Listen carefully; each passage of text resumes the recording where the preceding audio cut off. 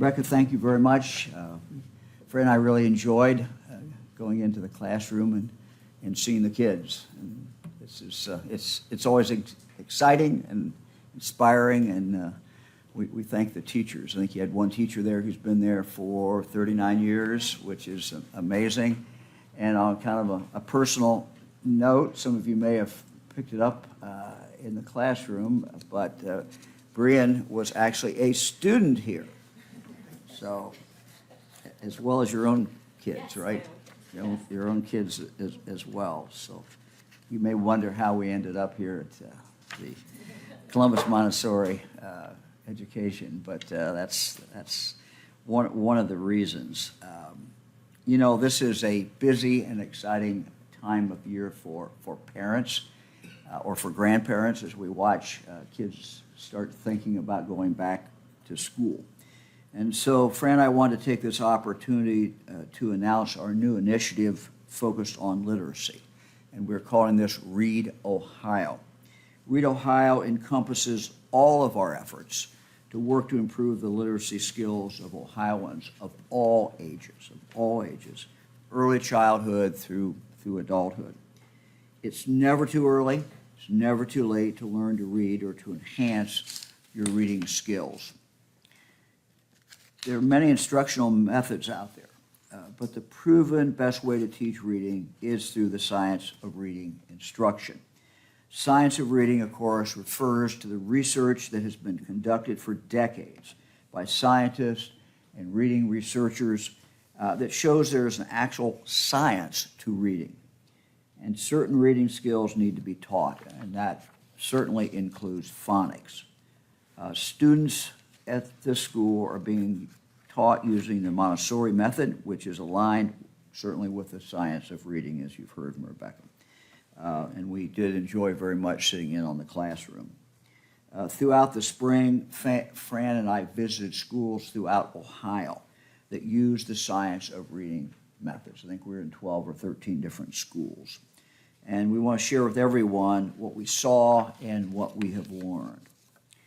I asked our team to, after going out to those schools, to produce a video and that could be used by anyone to really explain what the science of reading is. And we thought the best way to do that was through students and through teachers, through educators. That they are the ones that are working with students every single day.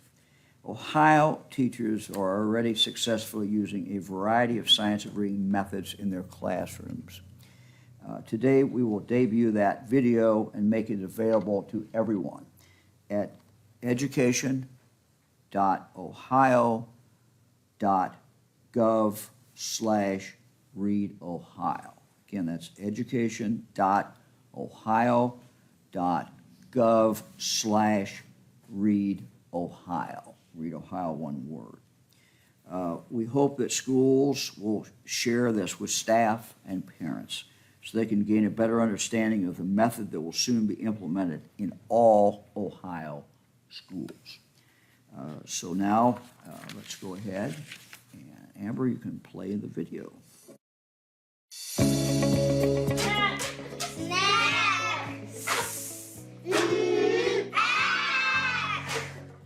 I see a lot of growth when I look out at them.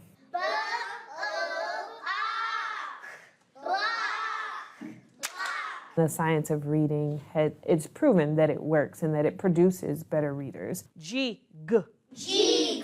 It's literally like a roadmap to reading, as well as like to their brain. The word is? Brain. There we go, kiss your brains.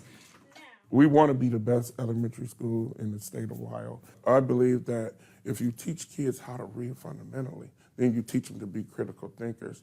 And if you teach them to be critical thinkers, you empower them to go into the world. S snake. S snake. We like to sound it, and then we keep trying it until we get the word. I clap them out. It makes it easier for me to understand. Easier because there is actual brain science involved in the science of reading methods. Different parts of the brain work in unison systematically when you see a word or hear a word. When someone is learning to read, pathways in the brain must be built.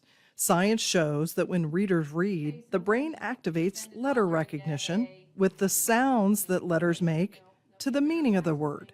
Explicit instruction helps to build these pathways. Through instructional strategies that are based on the science of reading, we're able to help kids make those connections.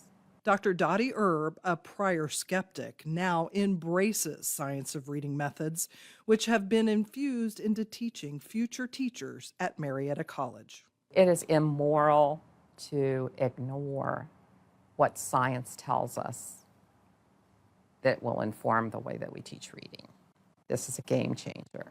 The science of reading refers to 50 years worth of research from around the world about the brain, how proficient reading and writing develop, why some kids have difficulty, and how to assess, teach, and improve outcomes. Dr. Melissa Weber-Mayer, the Ohio Department of Education's literacy chief, explains that the science-based teaching includes 5 key skills. They are phonemic awareness, which is the sounds that we hear.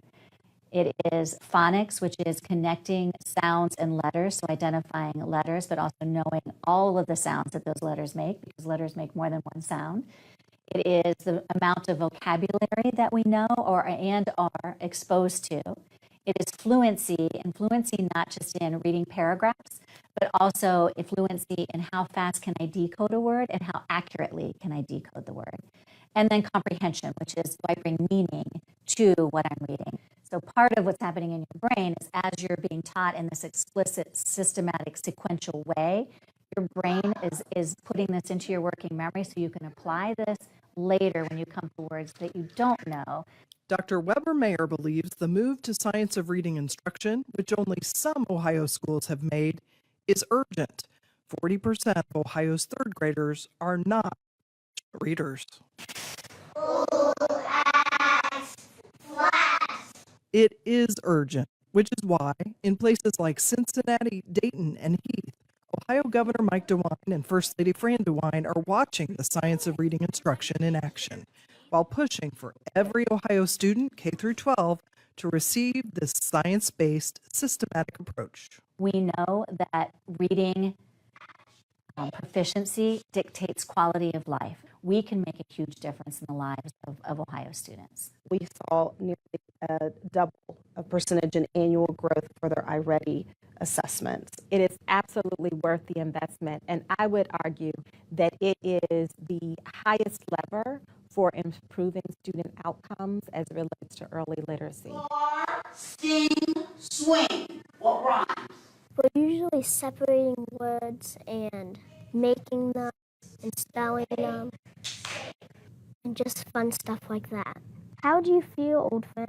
I love reading. I read almost every night. It gives me enough confidence to break out any word that I don't feel confident in. And be thinking, what does the word say now? And I'm proud that I have that much confidence because my teacher taught me how to gain it.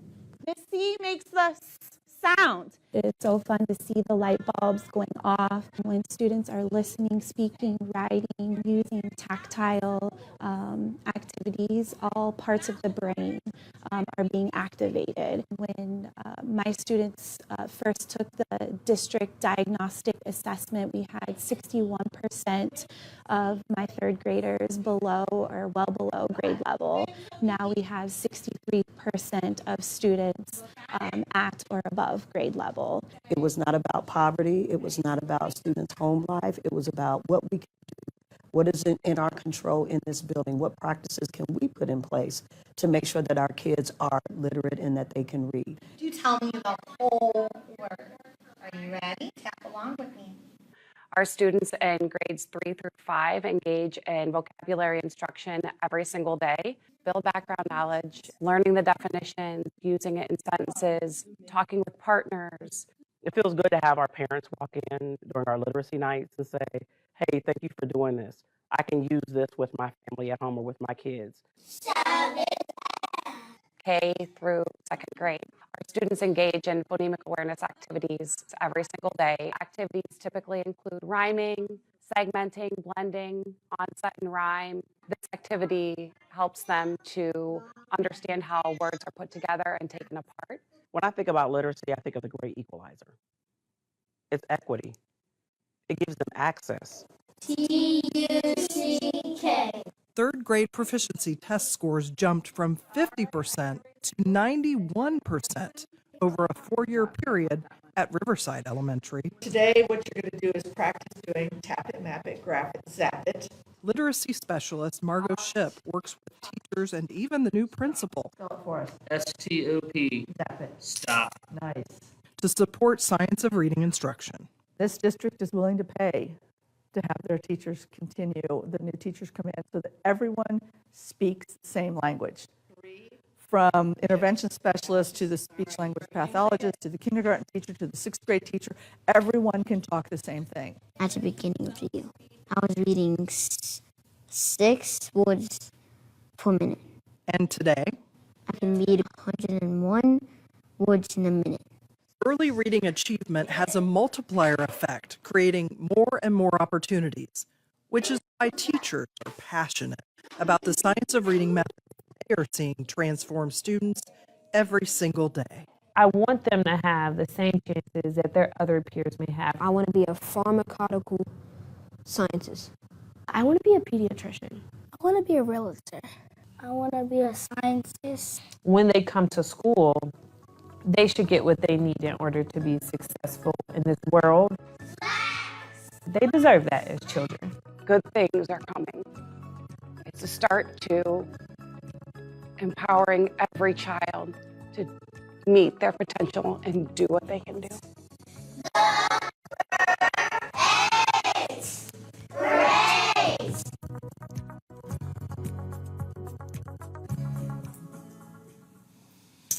We want to thank the students and the educators who participate in that video. Also want to thank Eve and Eric of our team who actually produced it. But I think what was just shown is a pretty good reflection of what we saw as we traveled around the state of Ohio. And the most important thing to me is what teachers said. Teachers have used the science of reading. Many of them had used other methods. Many of them had not bought into the science of reading. And just to listen to them talk about it and how excited they were and how excited their students were and how excited the parents were. Our goal is that all students must have this same opportunity in the state of Ohio, and that is what we intend to do. Any Ohio school that's not already using a curriculum aligned with this proven method will begin aligning to it this school year. This change is a result of legislation that I asked the legislature to pass, and I also asked the legislature to provide money to make sure that this could in fact happen in every school in the state of Ohio. Through that budget, we received the backing of the General Assembly, Democrats, Republicans, to secure the funding to tackle Ohio's reading deficit. That funding will help do, and let me just go through some of the things that we'll do. Pay for the cost of high-quality instructional materials that are aligned with the science of reading for public schools that do not have them.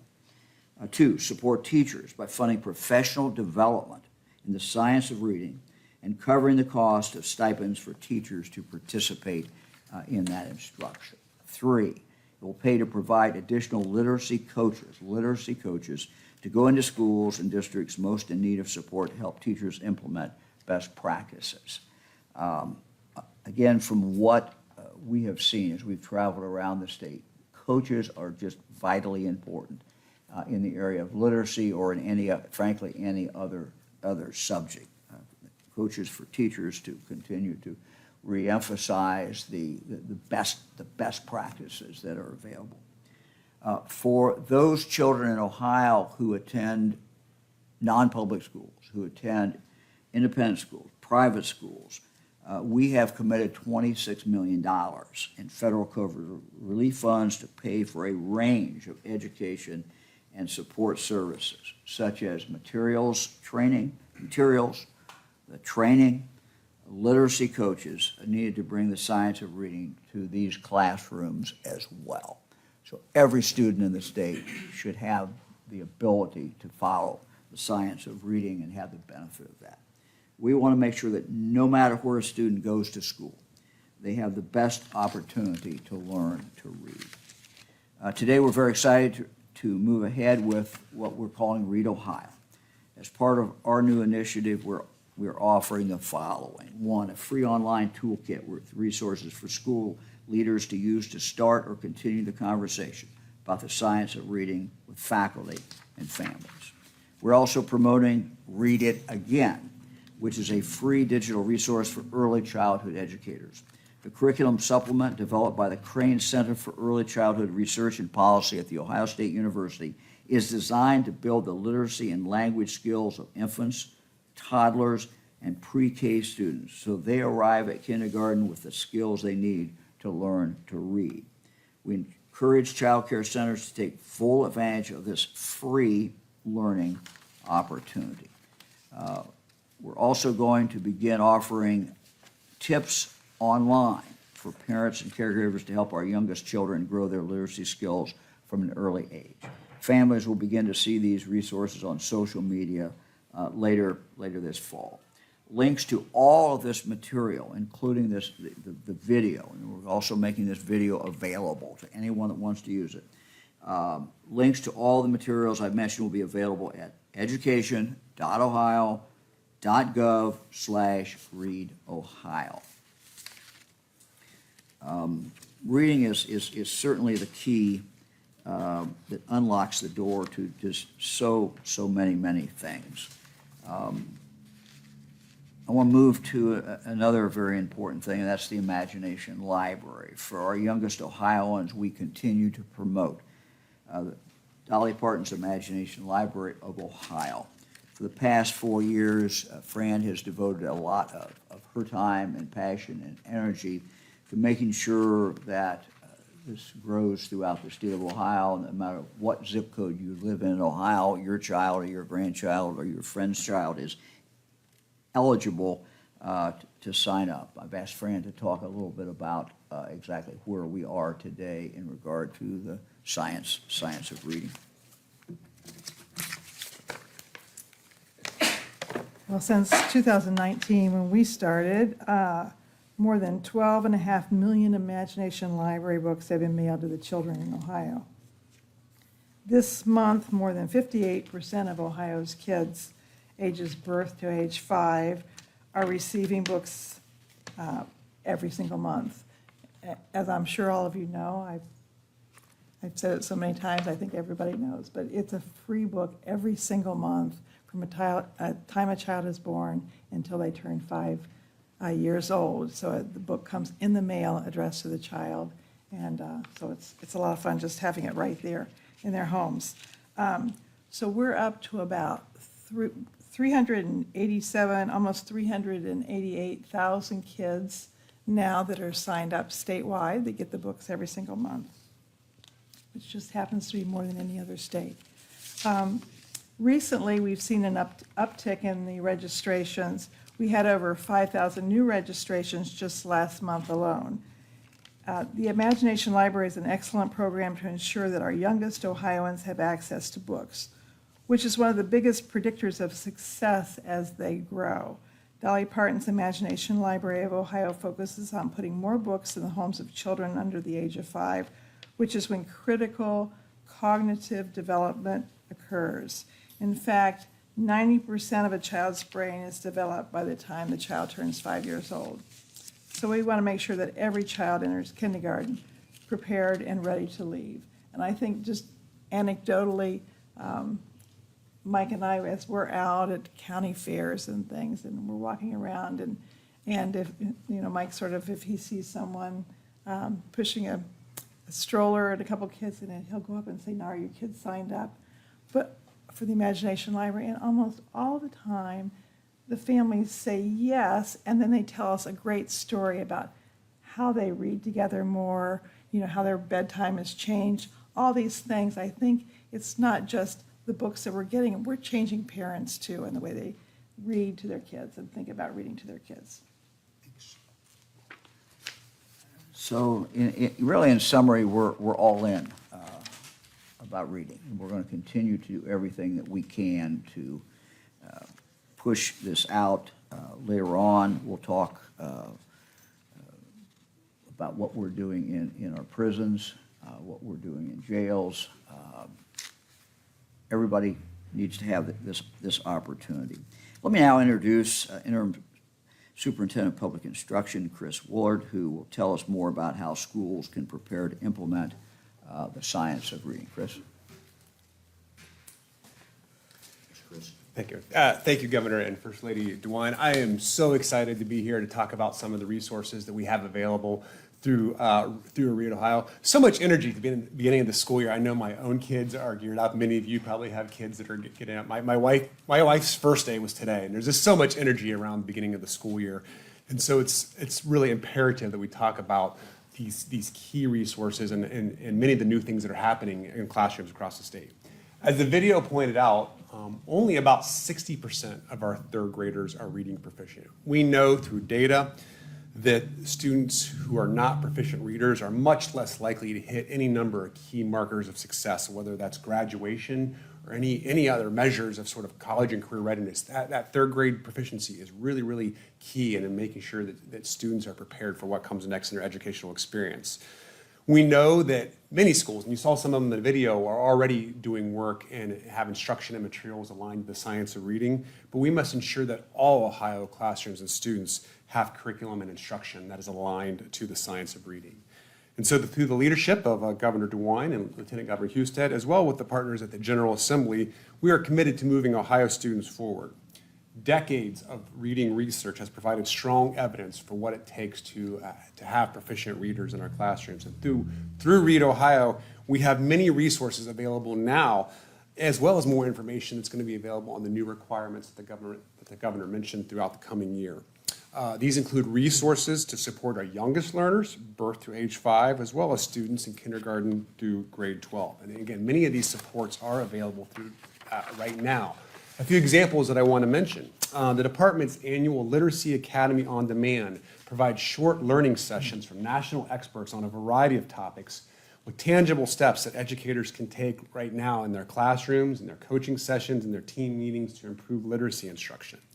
There's already literacy specialists within Ohio's educational service centers and state support teams that are currently providing literacy support across the state. The investments in the recent budget bill are only going to bolster all this work.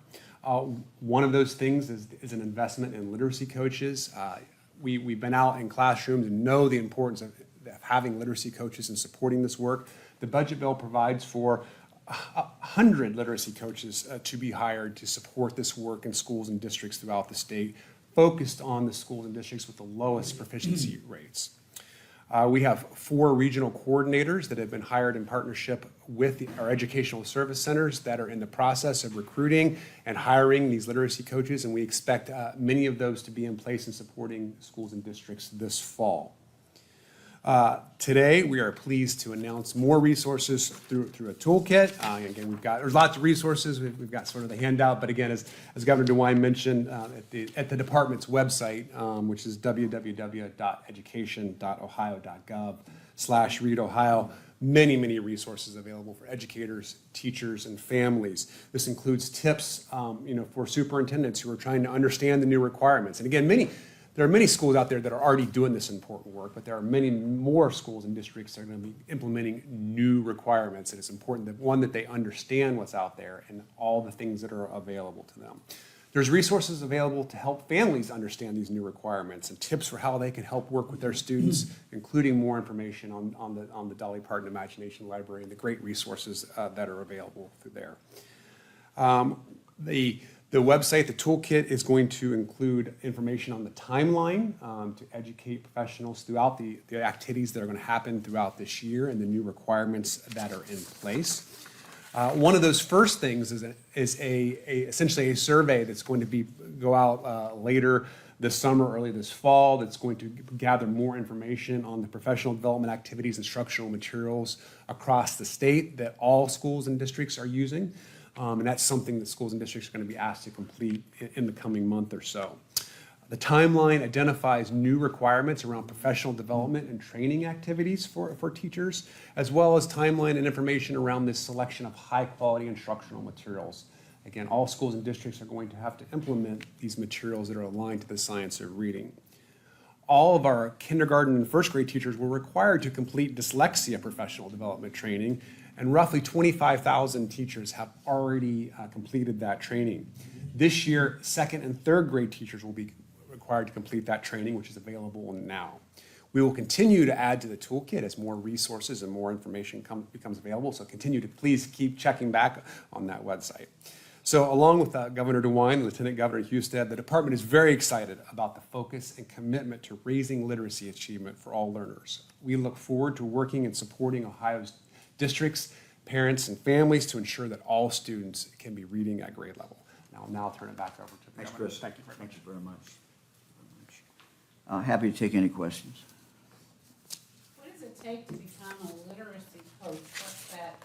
What is a literacy coach? And someone who's retired, who's looking for a little job, is that something they can do, or is this something that you're really looking for certified teachers?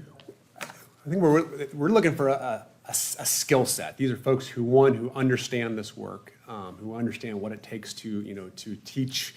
Many times they may be teachers, but against people who have this kind of experience, but also because they are working with adult learners too. So it's having that skill set and they not only know what it takes to teach reading and do it right, but also how to work with adults, how to work with teachers, how to work with administrators, and be able to bring all that together. And we can definitely share some more information on it. There's a position description that sort of lays out what goes into that. But we're going to be hiring those through the educational service centers throughout the state, again, focused on the lowest performing districts.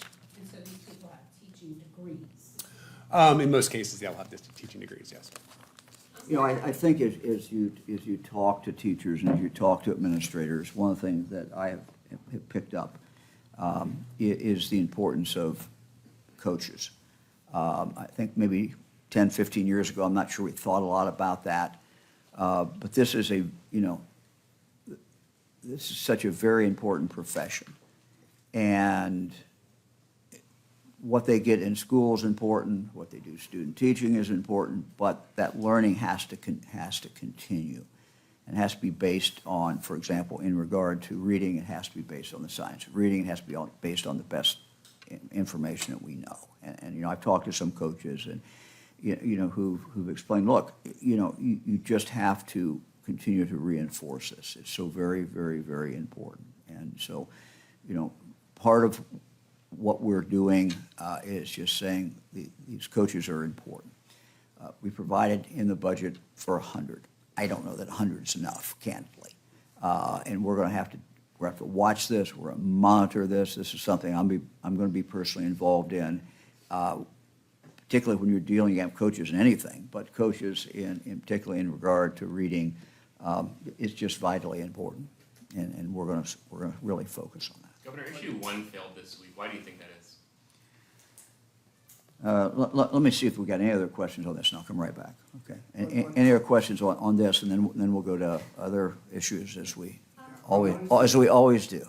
On one free, how will you describe the feedback so far? Describe the feedback? Yeah, so far. Look, I think that the feedback has been good. I mean, first of all, when we made this presentation, when we first started talking about this in the state of the state, from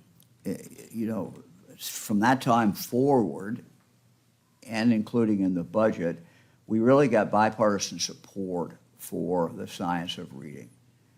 It's had virtually no opposition. So, I think there is a consensus that certainly has evolved. As I said, as a former county prosecuting attorney, the jury's back the jury has reached a verdict, and the verdict is the science of reading is really the way to go. So I don't think there's been opposition. I think the challenge is that many teachers were not taught this way, and through no fault of their own, when they went to school, they were not taught that way. And so this is a big change for many teachers. It's a big change for many classrooms and many schools, and it's not going to be done overnight. But we're going to be pushing it because we understand the importance of it. But we also understand that ultimately what happens in that school building, is the most important thing. And we're trying to give the schools the curriculum. We're trying to give them the resources they need for teachers to be trained, and give them the tools that they need so they can accomplish that at that classroom level, at school building level. Anybody else on this issue? So a lot of the focus, both with the dyslexia screening and the science of reading, is on K through 3 and hitting that 3rd grade literacy test. And I understand the importance of that, but what are you doing for, say, older students, particularly middle and high school students who have gotten to that level and maybe still can't read well? I think that's a very, very good point. One of the most dramatic moments that Fran saw and I saw was when we talked to a student who was in high school, and the student basically said, they gave up on me. I didn't think I could ever read, but the intervention specialist started working with me and started using the science of reading in working with me, and I can now read.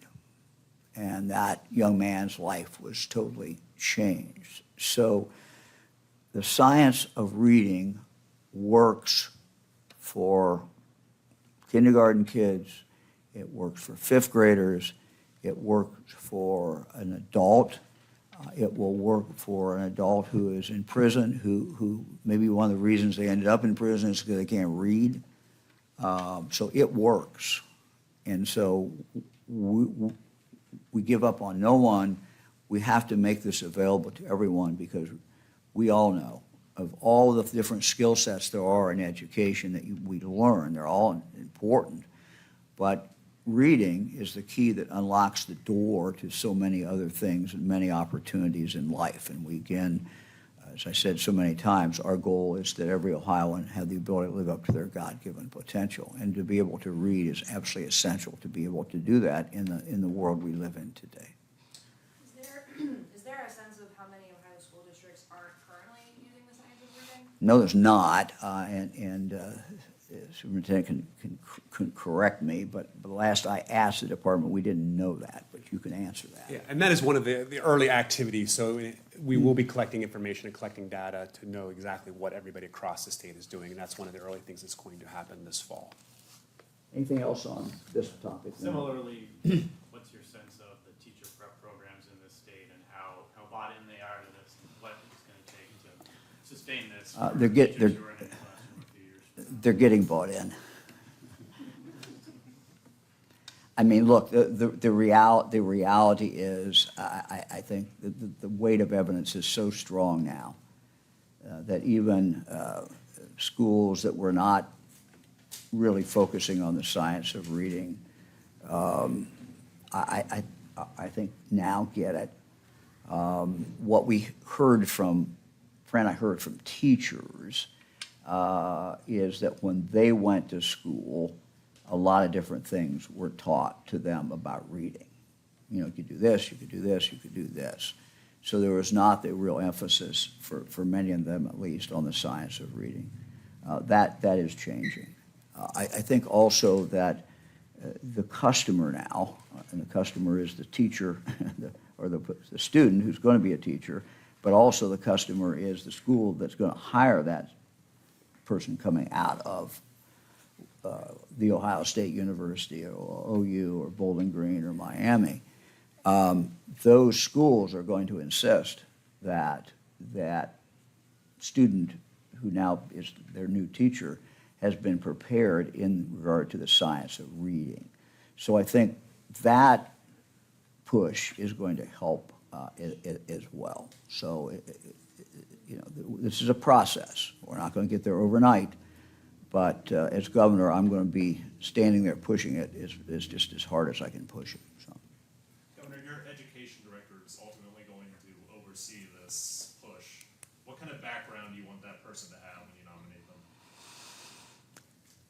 Well, I'm not, look, we're in the process of doing this. So we obviously want someone who has some experience in education.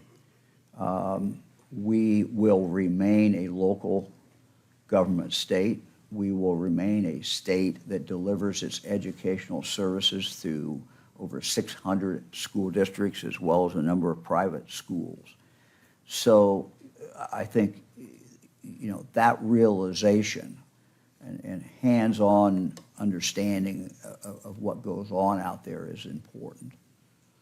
So it doesn't mean that that person has to have been a superintendent. It doesn't mean anything specific, but it does mean, I think, that that person has to grasp what goes on in the classroom.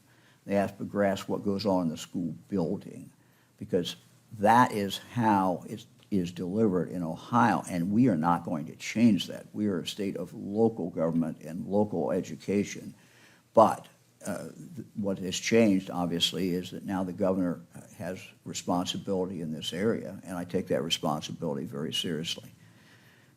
And the first thing that we have to do is obviously pick the right people for those three separate positions. Anybody else on anything on this? Okay. Question again. Yeah, issue 1, why do you think voters rejected it? Well, first of all, the people of Ohio have spoken. They have spoken in regard to the issue about what percentage it should take to change the Constitution. I think that is abundantly clear. People have spoken. We need to accept that. People need to accept that. Second, I'll leave it to others to do the full analysis of why the votes turned out the way they turned out. I'm not going to get into that in great detail.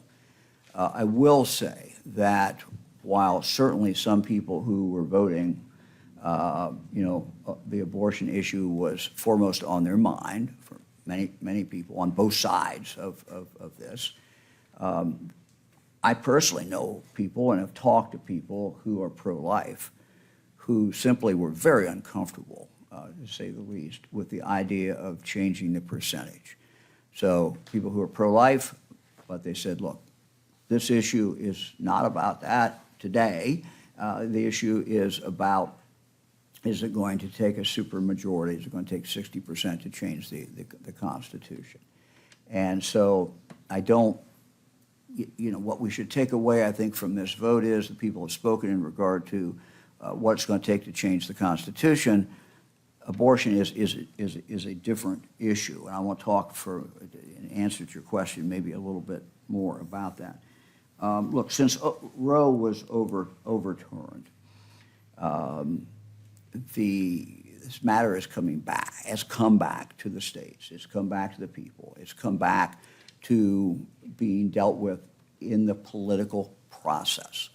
Those of us who thought that Roe was incorrectly decided have always felt that, and really what we were saying is it needs to come back. It needs to come back to the states.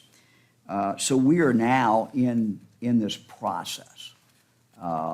It is a process that is going to take some time. We have to go through that process. In regard to that process, just a couple maybe comments. One, we need to do this in a civil way. We need to do this with great respect for people on the other side of the abortion issue. There are people on both sides who are smart, intelligent, and very good people who have very different views about the issue of abortion. We have to respect that, and we have to ask people on both sides, yes, the political process should take place. You should debate this out. Ultimately, the goal is that and I truly believe we will end up here, that we will end up in the state of Ohio with a policy on abortion that is accepted that people are comfortable, that the majority of the people accept and a majority of the people are comfortable with. That is ultimately the goal. But again, how we go about this, I think, is very, very important. And we're, of course, in the midst of that process. I think we also need to remember that we can do more than one thing at a time. And that there are a lot of very important public policy issues that we have to work on. One of them, while this debate about abortion is going on. And in almost all of these cases, we do have a consensus today. There is a consensus today about reading, what we're talking about today. There is a consensus that we need early childhood education, and we have to continue to invest in early childhood education. I think there's a consensus, no matter where you are on abortion. I think there's a consensus that we need to help moms who, because of poverty, because of any number of reasons, need help.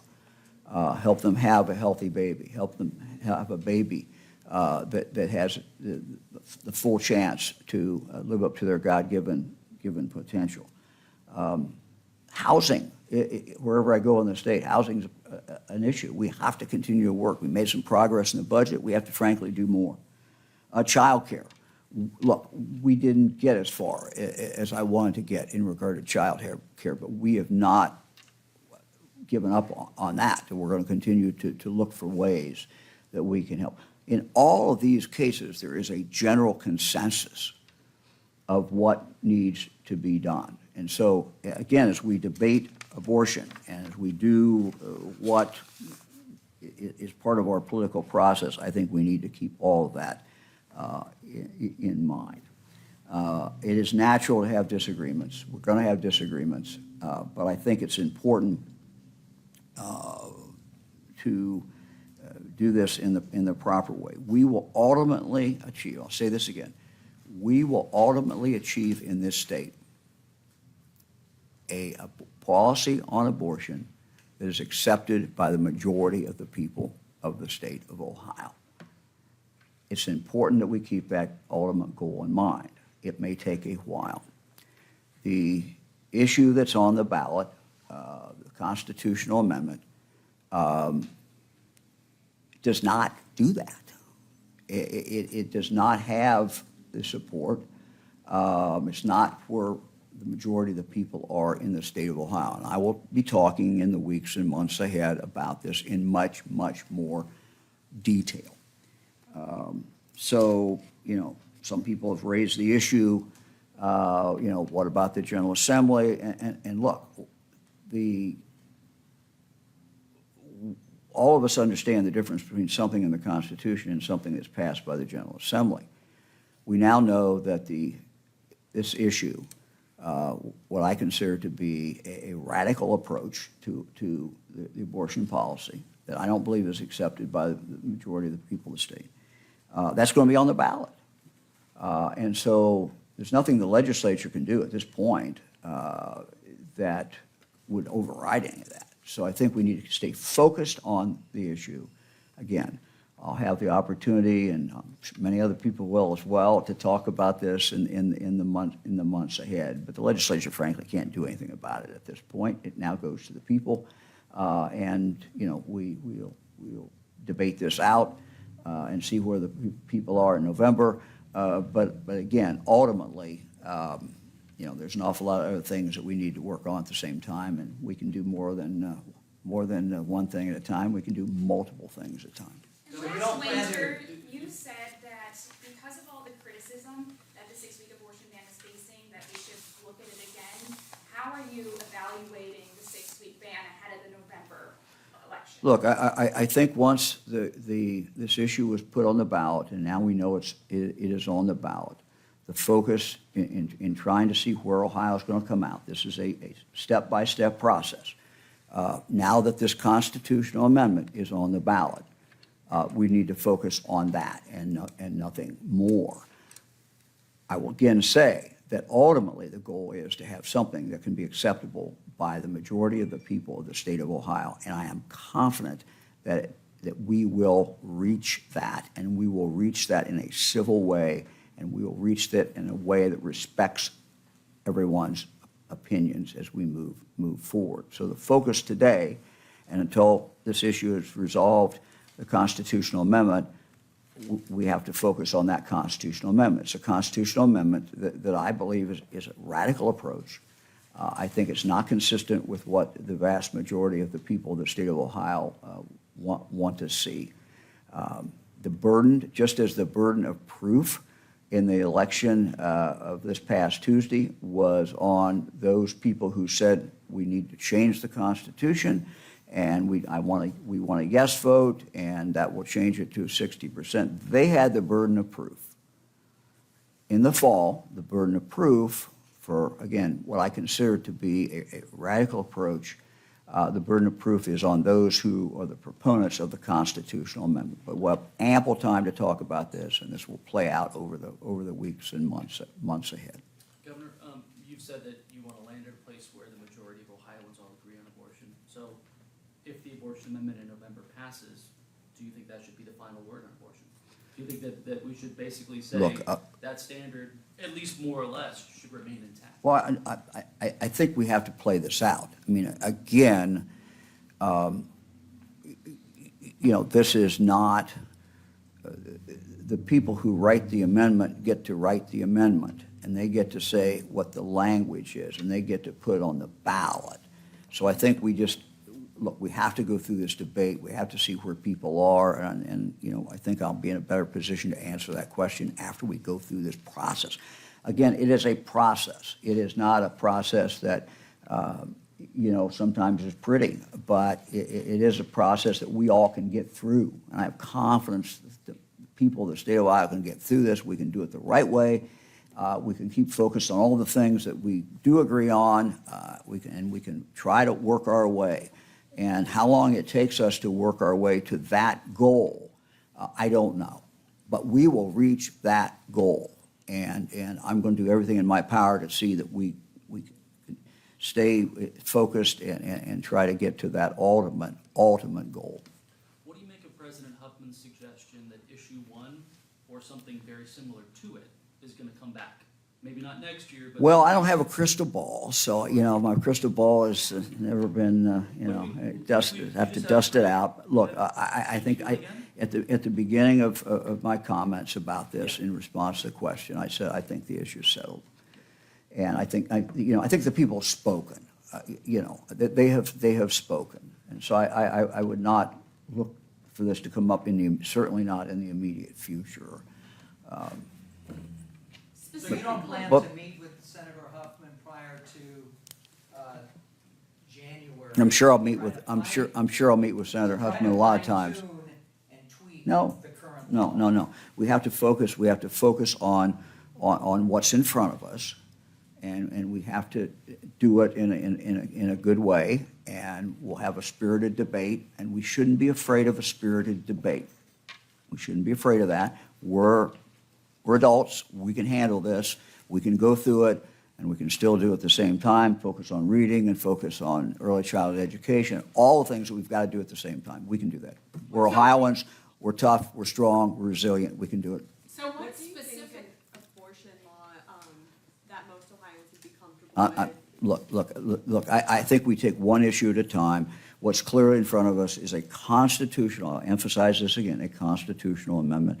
And that has to be the focus. Once that is dealt with, whatever the results are, then we can deal with other things. So what specific elements of the constitutional amendment do you see that you think Ohioans would be uncomfortable with that you would like to see? You're going to get tired of me talking about this. So you're going to have an ample opportunity, but we're only 2 days away from one election. It's still August. We're focused on kids going back to school.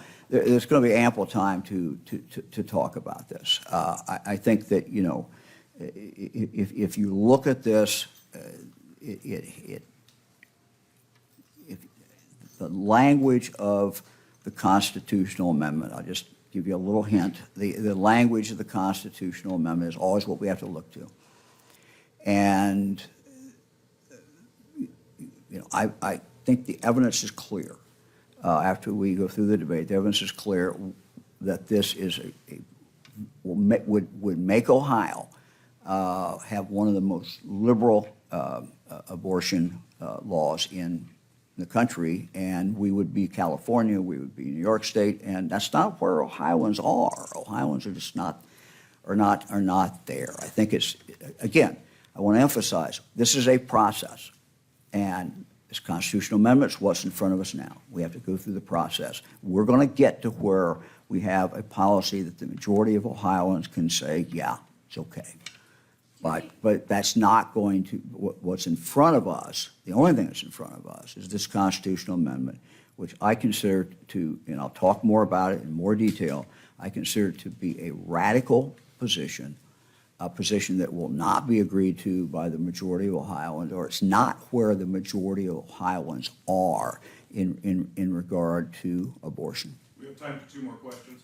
I know you said you think it's too late for the legislature to act, but do you have any concern that people might look at, say, the heartbeat bill and say, I don't like that more than I don't like this amendment? Like, there may be people who choose the amendment over what? Well, I think the only thing in front of us now is a constitutional amendment. And again, do you like the constitutional amendment? Do you not like the constitutional amendment? And the only thing I would say, again, in answer to your specific question is we will get to a point in this state where the majority of people will have an abortion policy that the majority of the people will be able to accept and will be able to say, yes, that's okay. I'm comfortable with that. Understanding that this is a topic that people don't want to talk about. It's a topic that people are very uncomfortable with, but ultimately that is the goal. I don't think we get to that goal with this constitutional amendment. I've already said some things about this, but at this point, there's nothing that the legislature can do simply because the constitutional amendment Constitution always preempts what a piece of legislation will be passed. Can I ask you about the latest officer-involved shooting in Columbus? It's the 10th so far this year. The police union says there have been 112 felony assaults committed against officers. What's your message today? Well, I guess I have a lot of messages. We are a local government state in regard to police. We have close to 1,000 police agencies in the state of Ohio. But the state needs to do what it can do. And Andy Wilson, who heads up public safety,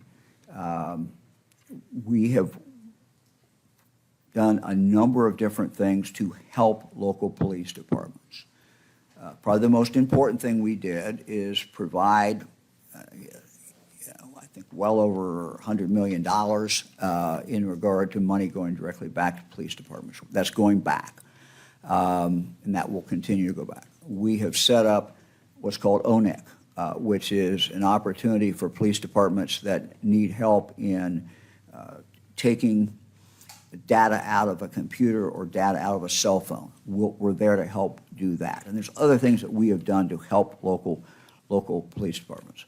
We also have talked and made it clear to different cities in the state that are facing problems that we can come in at their request and come in with a package. And the package includes having the highway patrol be more active within their city at their request, the mayor's request, the chief of police request, and we have done that. And you're going to see us do that more. We also can make parole officers available. Again, we have people in every city who are under parole, making sure that these people don't have guns, to making sure these people are following what they should do, having parole officers come in. We also can do aerial work from above. So there's a whole package that we can put together at the request of any city to come in. Having said that, ultimately, it's important for that local city, and I'm not talking any particular city, but city or village, to have enough police officers on the street, and to enable them to do, and to back them up, and to enable them to do the work that they need. I mean, that's kind of basic. The final thing I will say is that if we want uniformity in policing in the state of Ohio, we have to come up with training that will be of assistance to every police department in the state. We have uneven police training in the state of Ohio today, and it's usually because of the size of the department and the resources of the department. Irrespective of the size of the village or the resources, we have to have uniformity in police training. And so one of the things that you're going to see us do when we present to the General Assembly the new capital bill, there's going to be a significant amount of money in that capital bill for scenario-based training facilities. And those need to be built in Ohio, and then we need to staff them. And ultimately, frankly, we need to have a permanent resource of money. Other states have money that's set aside when it comes in. For example, Kentucky, they charge so much on every policy, insurance policy that's written, and that money goes into a fund. We're going to have to do something like that. Again, it's going to be something we'll work out with the legislature, but we have to have a source of funding for that police training. So all of those things are important. The most immediate thing we can do is, as I said, is to come in and we can surge in, and we can work with cities to do that. Should Columbus ask for that help? Is it that time? Look, this is open to any department. Look, I have a very good working relationship with the mayor. Mayor and I talk. We're happy to do that. I mean, there's a limit. We can't replace what the city is doing. We don't want to replace. They don't want us to replace. But we can add to what they're doing, and that certainly is available. You could have cut a video supporting issue 1. You could have hit the rubber chicken circuit hard for it. Why didn't you do that? And what do you make of criticism from some on the right who think that you weren't active enough promoting it? Look, when something passes with that kind of margin, and I've learned this through 15, 16 campaigns, and a number of those statewide. I think I've run more for statewide office than at least anybody who's active in politics today. When you win with that kind of majority, don't fault the campaign, don't fault your strategy. It just wasn't going to happen. Thank you very much. Sorry to discourage the chicken.